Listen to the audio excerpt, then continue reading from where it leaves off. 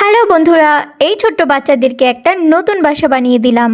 আর এটা করতে আমাকে খুব কঠিন একটা প্রসেসের মধ্যে দিয়ে যেতে হয়েছে। এইখানে আমি কয়লা চেলে নিয়েছি আর মিশিয়ে নিয়েছি সিমেন্টের সাথে। এর কারণ হচ্ছে যাতে সিমেন্টটা একটু কালো দেখায়। আপনারা বলতেই পারেন যে এত সহজ একটা প্রসেসকে আমি কঠিন কেন বলছি।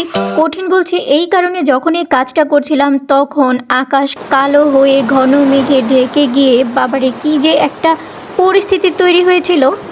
সব কিছু গুছিয়ে নিয়ে আমি তো ভয় দিলাম ঘরের দৌড়। আর বৃষ্টি কমতে ফিরে এসে দেখি এইখানে হাসিরা কি পরিমাণ যে মজা করছে।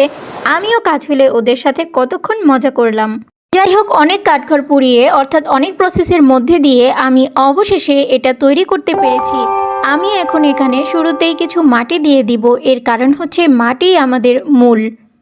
যে কোনোভাবেই আমরা মাটি থেকেই আসি, মাটিতেই বাঁচি, আবার মাটিতেই গিয়ে মিশি। মাটির সাথে মিশেই জল, আবার মাটিকে ঘিরেই বায়ুমণ্ডল। মাটির সাথে প্রাণীদের এই নিবিড় সম্পর্কের কারণেই আমি এখানে মাটি দিয়েছি, যাতে এরা মাটিতে কিছু জন্মালে এখান থেকে কিছু ন্যাচারাল খাবার খেতে পারে। আর আমি মাছের ছোট্ট বাচ্চাদের জন্য আলাদা করে বাসা বানিয়েছি, আর ওদেরকে কিছু ন্যাচারাল মস খেতে দিয়েছি। বড় মাছের থেকে ছোট মাছকে আলাদা করে রাখার সায়েন্সটা হচ্ছে, বড় মাছেরা সবসময় ছোট মাছেদের খাওয়ার চেষ্টা করে। যাই হোক, দেখা হচ্ছে পরবর্তী ভিডিওতে।